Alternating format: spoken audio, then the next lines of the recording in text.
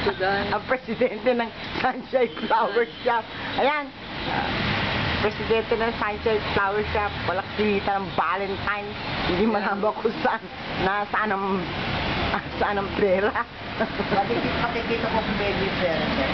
Bakit ang pagkaluto? Ano pa pakita ang pera? Ano yan? Walang kinita? Ayo, magkaroon kayo ng ano ba? Huwag na kayong makialam sa negosyo. Basta kayo tanggap na lang ng tanggap ng pera. Ano yun? Anong kwan? Kami pagbibigtangan nyo sa mga, sino ba humawak ng pera? Di ba si Sarah at si Irene? Magalit pa sa amin si Irene pag nalaman pinagtatalunan namin yan. Hindi nahawak si Irene. Anong hindi nahawak si Irene? Kay Irene namin binibigay lahat ng pera. Hindi na ibigay dyan. Anong nasa loob? O di si Irene ang nakakaalam ng pera doon sa kahan nyo. Anong hindi nahawak ng pera si Irene? Wala, binigyan lang siya. Sino nahawak?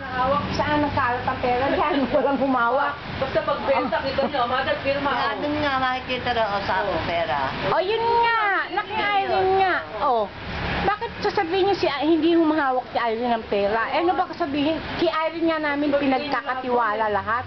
Ako kasi kami nibigay na kay Manay, wala pa kayo. Oo. Hindi naman namin sinasabing bakit si Irene ang nahawak. Ano yun, tagahawak lang naman siya. O, siya naman ang nag-ano ng mga gastos. O, anong maitanong mamaya?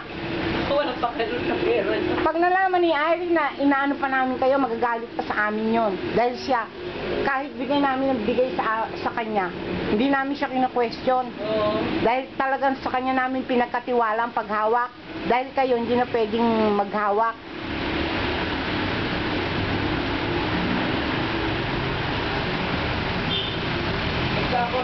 Ako, treasurer ng barangay namin.